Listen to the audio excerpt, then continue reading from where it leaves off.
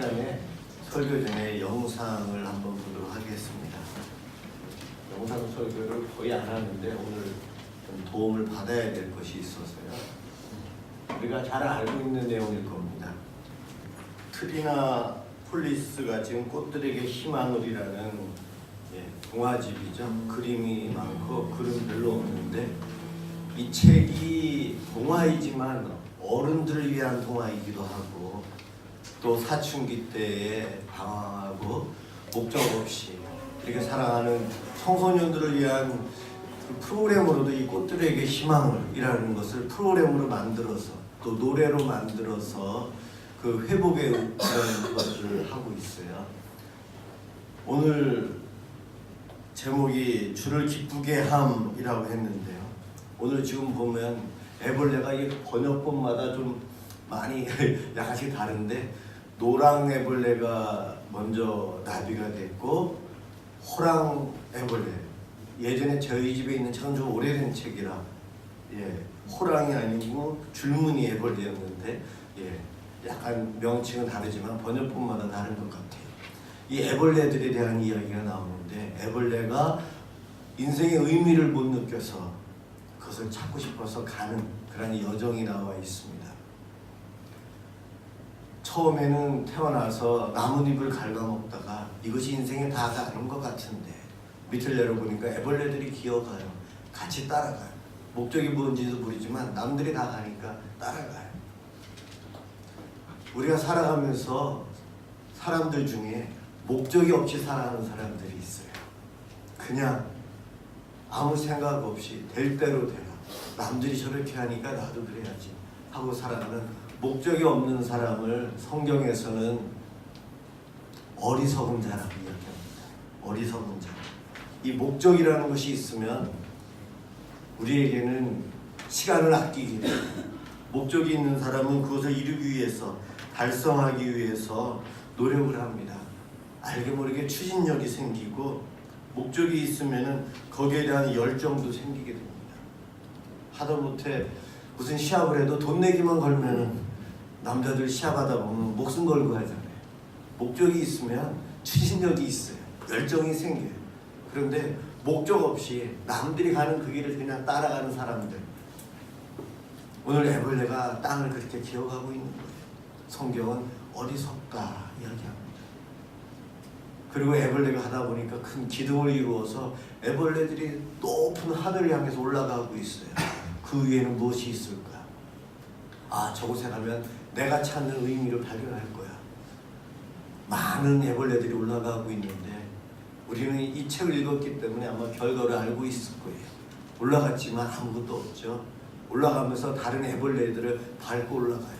힘이 센 애벌레가 올라가고 힘이 약한 애벌레는 중간에 떨어져 죽기도 하고, 힘이 없는 애벌레들은 다른 애벌레의 계단이 되어지죠. 머리를 밟고 가고 가슴을 밟고 올라가고, 힘이 있는 애벌레는 약한 갑과 을의 관계라 갑이라서 을들을 밟고 그들을 희생하면서 내가 성공하려고 그 하늘 꼭대기를 향해서 올라갑니다. 그런데 그 위에는 아무것도 없어요.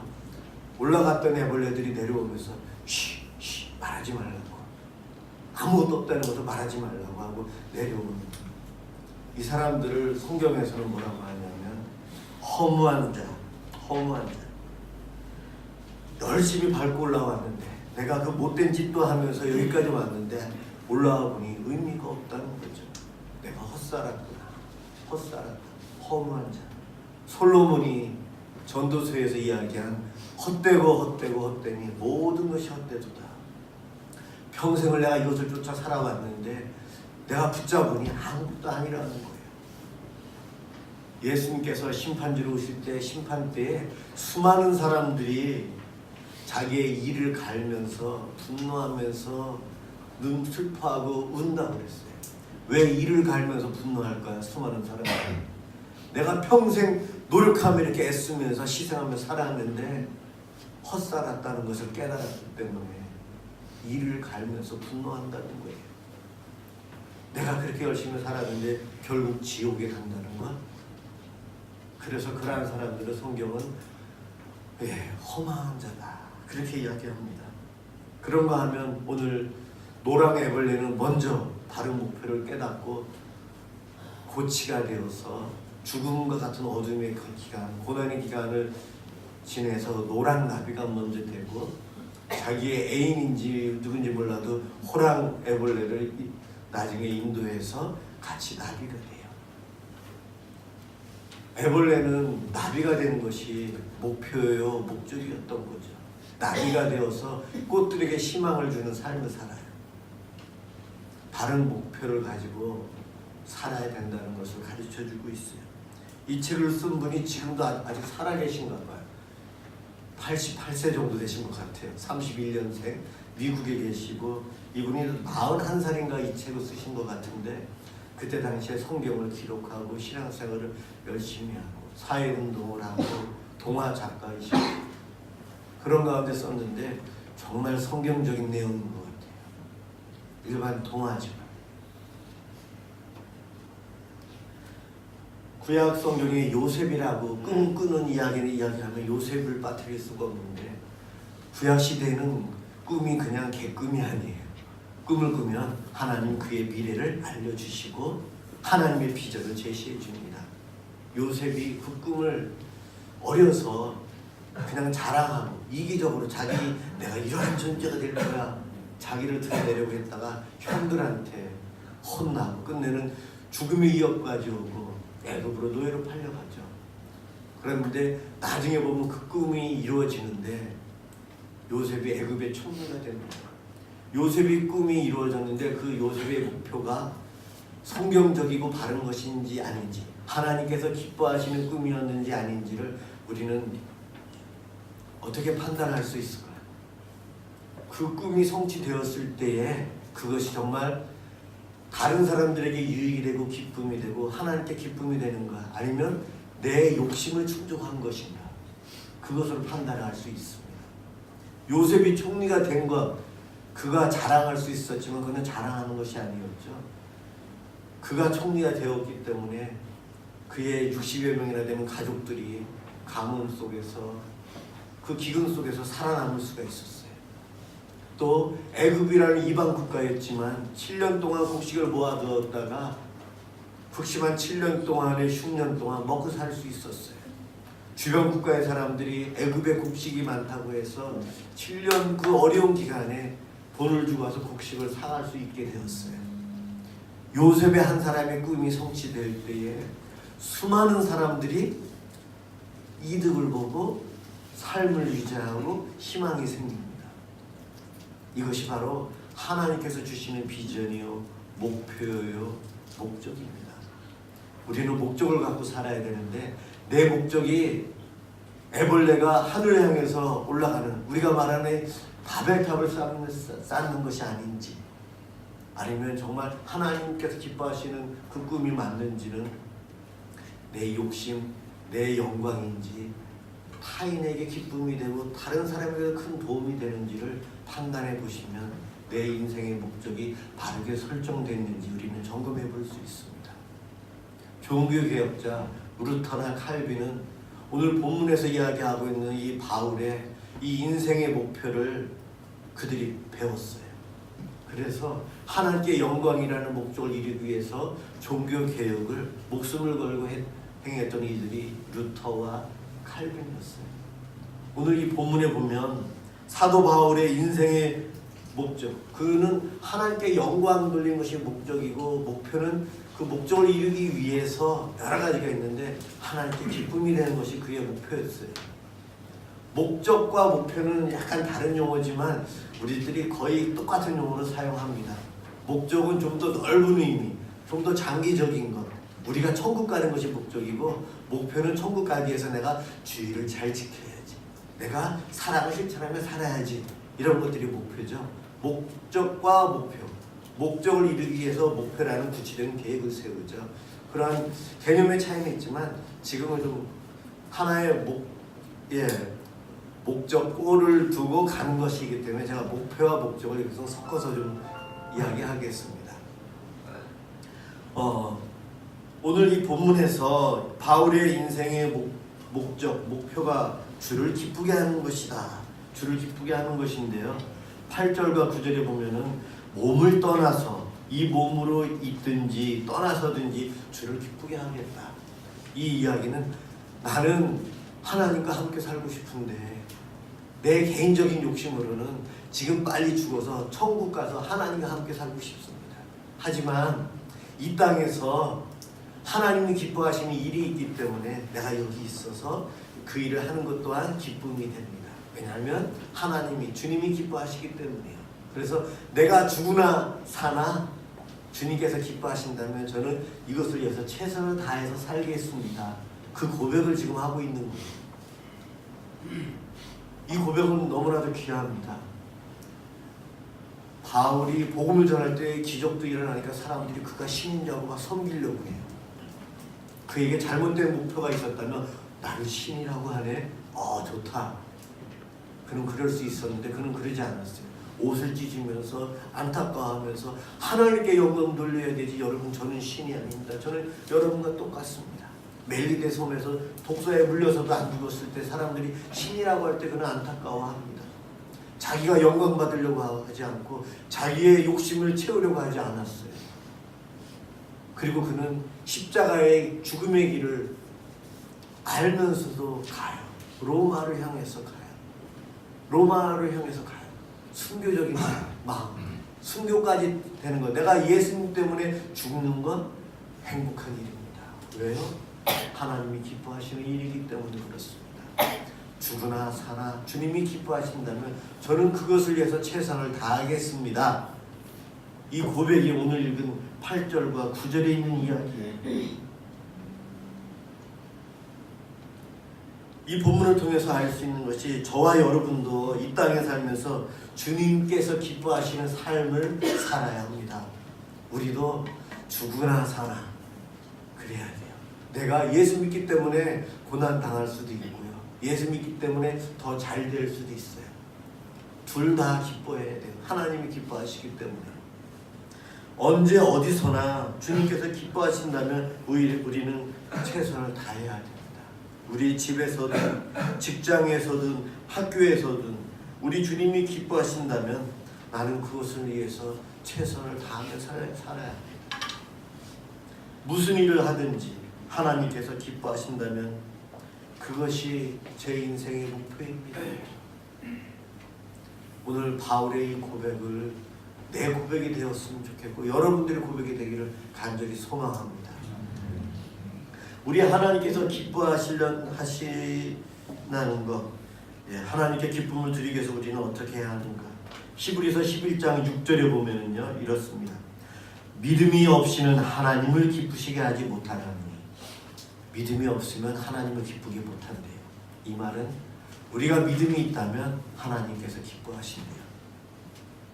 하나님께 나아가는 자는 반드시 그가 계신 것과 또한 그가 자기를 찾는 자들에게 상 주시는 이심을 믿어야 할지니라. 하나님께서 살아계심을 믿는 것을 우리 하나님 기뻐하신대요. 저와 여러분들이 오늘 살아계신 하나님께 예배를 드리기 위해서 이 자리에 와 있어요.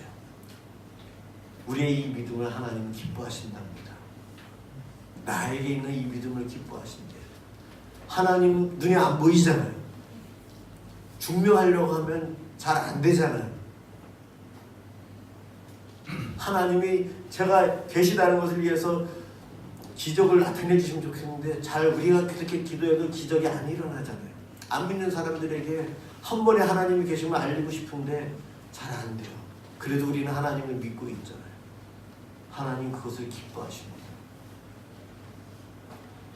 에녹이 300년 동안 주님과 동행하는 삶을 살았는데 하나님께서 기뻐하십니다.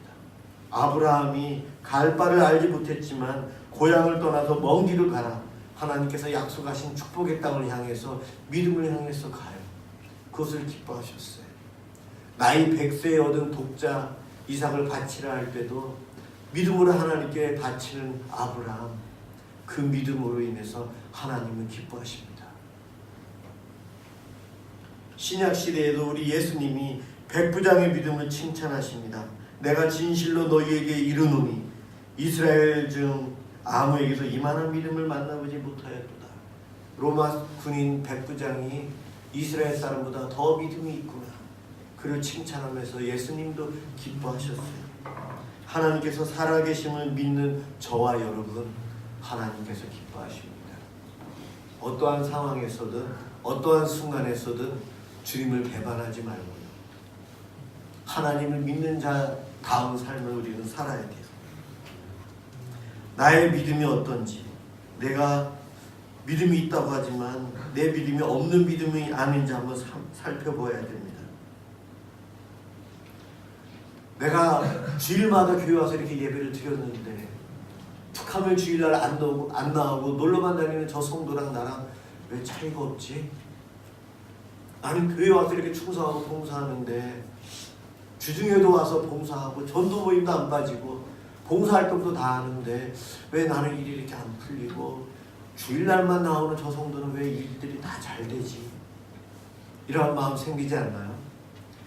알게 모르게 특별한 보상 심리를 하나님께 원하는 우리의 마음, 사실 이런 것들도 불신앙이에요. 믿음이 없는 거예요. 보상은커녕 오히려 더 핍박이 올 때 그런 마음이 생기는데 그런 것은 우리의 믿음이 약함이에요. 바울은 죽는 것까지도 내가 주님이 기뻐하신다면 하겠다고 하는데 우리는 내가 원하는 대로 축복이 안 되고 하나님께서 나를 격려 안 해주시고 예수를 썬데이 크리스천을 믿고 사는 사람보다 열심히 나에게 모든 일이 형통해서 잘 되는 일이 주어진다면 내가 더 열심히 믿을 텐데 이 믿음 갖고 있다는 거죠. 이게 비교를 하고 우리가 그러는데 이것은 하나님께서 기뻐하시는 믿음이 아니라는 거예요. 이 자리에 오신 분들 중에 저도 뜨끔해요. 사실은 이 설교를 준비하면서 알게 모르게 내가 목사인데 하나님 복 더 주셔야지 그런 욕심이 저에게도 있다는 거죠. 여러분들은 어떠세요? 수십 년 예수 믿은 나와 이제 1년 믿은 저 사람 하나님 똑같이 복 주시면 어떻게 해요? 새벽부터 와서 일하는 일꾼과 문 닫을 시간 다 돼서 온 일꾼과 똑같은 품삯을 줄 때 우리는 분통해하고 그러지 않나요? 우리의 마음이 그렇다는 거죠. 그러한 믿음은 하나님이 기뻐하시지 않아요.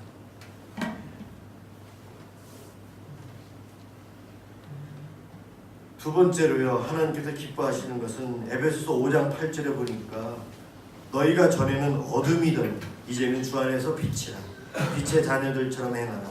빛의 열매는 모든 착함과 의로움과 진실함에 있느니라. 주를 기쁘시게 할 것이 무엇인가 시험하여 보라.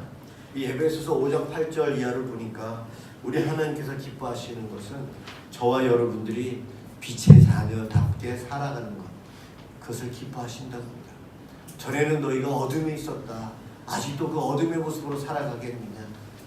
하나님의 자녀답게 살아가라. 그렇게 살아가는 모습을 하나님께서는 기뻐하신답니다. 하나님 자녀답게 사는 것, 빛의 자녀답게 사는 방법은 모든 착함, 착하게 살아가는 모든 모습이래요.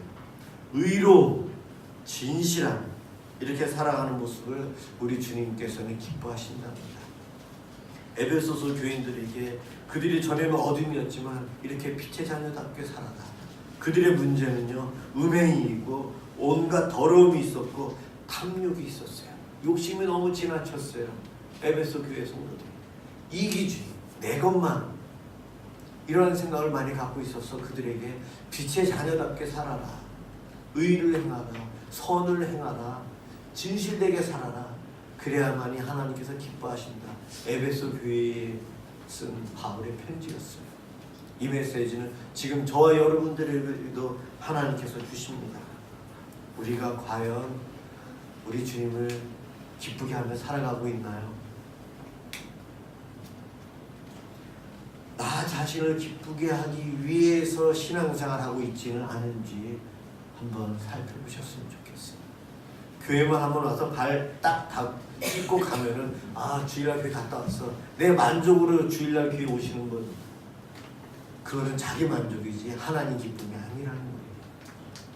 그래도 그렇게라도 오신 분 고맙습니다. 그렇게라도 오신 분 고마워요. 예. 그렇게 오시다가 깨닫고 열심히 하게 되거든요. 네. 그럼요. 저도 오락실 때문에 어렸을 때 교회 갔고 엄마한테 안 혼나기 위해서 교회 갔거든요. 그런데 목사가 됐잖아요.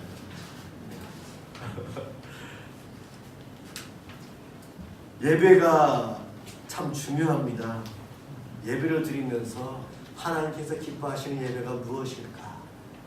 늘 그 생각하면서 참여하는데, 내가 목사라고 거룩하게 저기 앉아 있으면 하나님이 저를 싫어하실 것 같아요. 제 예배를 안 받으실 것 같아요. 여러분들이 드리는 예배를 받지만, 그렇지만 제가 저 앞에서도 어떠한 성도보다 더 열심히 겸손히 하나님 앞에 죄인이 왔습니다, 제가 드리는 예배를 받아주세요. 저 그 기도하는데 제가 여러분들보다 더 1등으로 하나님께 가고 싶거든요. 그 기도를 저기서 해요. 예. 저와 경주해야 됩니다. 하나님께 기쁨이 되기 위해서 오늘 주일 예배를 드리러 와야 돼요. 우리는 자기만족, 그것이 참 우리에게 불신앙으로 옵니다. 예배가 중요합니까? 자기 볼 일이 중요합니까? 내 일상 생활 중에서 무엇이 급하고 중요한 것입니까? 내 만족, 나에게 기쁨이 있는 것, 나에게 유익이 있는 것이 더 급하고 중하지 않습니까? 그런 거 결정하기 전에 하나님께서 기뻐하실까? 내가 지금 결정하고 이 일을 하려고 하는데 이것이 나뿐만이 아니고 내 주변에게도 기쁨이 되고 도움이 되는 것인가? 하나님께 기쁨이 되는 것인가? 생각하시면서 결정하고 행하셔야 돼요. 순간순간 내가 목표를 정한 것들이 내 욕심, 자기 만족, 내 영광을 위한 것인지, 내 주변에 있는 사람들에게 유익이 되고 기쁨이 되는지 살펴봐야 합니다. 저는 잘 모르지만 주식을 투자하는 것을 해야만이 우리나라 기업들이 잘 발전할 수 있고 클 수 있다. 주식 투자는 해야 된다. 그렇게 이야기합니다. 그런데 내가 주식을 딱 사놓고 하나님 이 주식은 막 올라가게 해주세요, 이렇게 기도하는 것. 내 주식만 올라가면 어떻게 되죠? 남은 손해보잖아요. 남이 판 거 제가 사는 거잖아요. 그럼 판 사람은 손해보잖아요. 이런 기도가 하나님께서 기뻐하시는 기도일까요? 여러분들이 기도 제목으로 내놓는 기도 제목들이 우리 아이가 1등하게 해주세요. 저도 그런 기도 하고 싶어요. 그럼 우리 아들이 1등 하면은 저 뒤에 있는데 그럼 다른 아이들은 다 그 밑에 있어야 되잖아요. 글쎄요, 그런 기도는 안 하는 것이 좋을 것 같아요. 우리 아들 열심히 공부하게 해주세요. 노력하게 해주세요. 그런 기도는 하나님께서 기뻐하실 것 같아요. 우리나라 축구가 이기게 해주세요. 이런 기도 하나님 기뻐하실까요? 제가 지난번에도 말씀드렸지만 그 상대 국가 교인들도 그 기도하고 있을 거예요. 그런 기도 아니에요. 내가 기도하고 내가 봉사하고 내가 충성하고 내가 열심히 노력하고 있는 것이 모두에게 기쁨이 되고 유익이 돼야 돼요. 내가 인생의 목표를 잡은 것 다른 목표인지, 아까 애벌레처럼 하늘 향해서 나물 짓밟고 올라가는 탑을 쌓는 것인지를 생각해 보셔야 됩니다. 오늘 동영상을 보았는데 이 꽃들에게 희망을, 이 책 제목이 왜 꽃들에게 희망을이죠? 꽃들에게 희망을. 애벌레의 꿈, 차라리 이게 더 맞는 것 같은데 왜 꽃들에게 희망이에요? 이타적이죠? 씨 얘기가 나오네요. 예, 고맙습니다. 그럼요. 애벌레는 나뭇잎이나 잎사귀를 먹으면서 해를 끼치잖아요. 자기 이거 먹기 위해서. 애벌레는 큰 도움이 많이 안 되는 것 같아요. 우리 솔리 코파리도 우리나라 소나무를 다 죽이고 있는데 그런 벌레들이. 그런데 이 애벌레가 나비가 되었어요. 애벌레와 나비 격이 달라요. 나비는 날아다니면서 벌과 함께 꽃들에게 다가가서 꽃가루들을 서로 옮겨주면서 꽃이 씨방이 생기고 씨가 생기고 새 생명을 계속해서 탄생하게끔 해주는 일을 나비가 하고 있어요. 그래서 나비가 하는 일은 꽃들에게 희망을 주는 일을 합니다. 애벌레의 꿈은 탑처럼 싸서 그 하늘에 뭐가 있나 올라가는 것이었는데 나비는 꽃들에게 희망을 주는 삶을 살아요. 이것이 하나님께서 기뻐하시는 인생의 목표, 목적입니다. 저와 여러분이 이 땅에 열심히 애쓰며 살아가는 모든 것들이 나의 욕심만을 채우는 것인지 우리 가정에, 우리 교회에, 우리 직장에, 우리 사회에, 이 나라에, 이 지구에 있는 모든 이들에게 기쁨과 희망을 주는 것인지를 생각해 보시면서 목표를 정해야 돼요. 우리 하나님은 그것을 원하시고요. 바울은 그것을 위해서 목숨까지 또 희생하면서 내가 잘 안 되더라도, 내가 질병이 오더라도, 남들이 나를 비웃더라도 그것 자체가 하나님께 기쁨이 된다면 나는 그 길을 가겠습니다 합니다. 우리는 하나님이 기뻐하시는 삶을 살아야 되고, 내 인생의 목표를 하나님께서 기뻐하시는지 아닌지, 이웃들에게 유익이 되는지를 살펴보면서 정하시고 최선을 다하셔야 돼요. 그것이 빛의 자녀답게 살아가는 저와 여러분들입니다. 주님이 여러분들을 언제 부르실지 모르겠어요. 심판은 있어요. 그 자리에 가면 우리를 기뻐하시면서 수고했다고 상급을 주실 그분을 바라보고, 우리는 주님이 기뻐하시는 삶을 위해서 오늘도 내일도 애쓰며 살아가시기를 주님의 이름으로 축원합니다. 기도하겠습니다.